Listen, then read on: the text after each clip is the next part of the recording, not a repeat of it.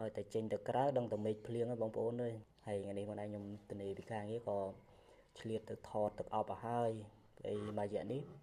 មានបងប្អូនគាត់សួរច្រើនថា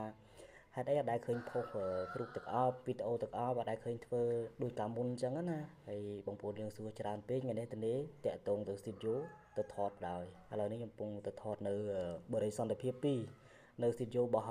បងឆៃ page របស់គាត់ V Media Digital ហ្នឹងបងប្អូន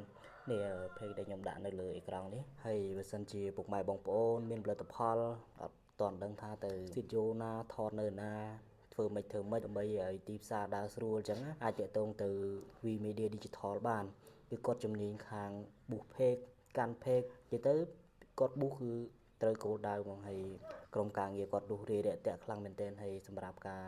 ដូចយើងចង់ថតផលិតផលគឺគាត់រៀបចំឲ្យមួយ set គឺយើងអត់ពិបាកទៅធ្វើ style មិនធ្វើអីមិនពិបាកអត់ចេះធ្វើ style ធ្វើអីថតមិនគឺគាត់រៀបចំអាសាដូចខ្ញុំទៅថតព្រឹកមិញនេះគឺគាត់រៀបចំឲ្យមួយ set ហើយដូចខ្ញុំថតម្នាក់ឯងរៀងច្រើនប៉ុស្តិ៍ដែរហើយអរគុណបងប្រុសកាមេរ៉ាមែនគាត់ឃើញខ្ញុំថតតែឯងហើយចង់ផ្លាស់ប្ដូរ style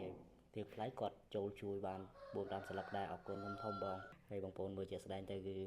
ទឹកដៃរបស់គាត់មិនធម្មតាទេបងប្អូនអើយគឺផ្ចិតផ្ចង់ខ្លាំងណាស់ដើម្បីថតផលិតផលដើម្បីយកមកធ្វើជាពាណិជ្ជកម្មដើម្បីប្រម៉ូទដល់បងប្អូនដល់មានទីផ្សារដើរអញ្ចឹងណាហើយអរគុណធំដល់ V Media Digital ដែលគាត់ហើយនឹងក្រុមការងារគឺ support ខ្ញុំហើយនេះជាលើកទី2ដែលខ្ញុំទៅថតនៅ V Media ហើយបងប្អូនដែលមានចំណាប់អារម្មណ៍ចង់ថតប្រម៉ូទផលិតផលអាចទាក់ទងទៅ V Media បានអរគុណ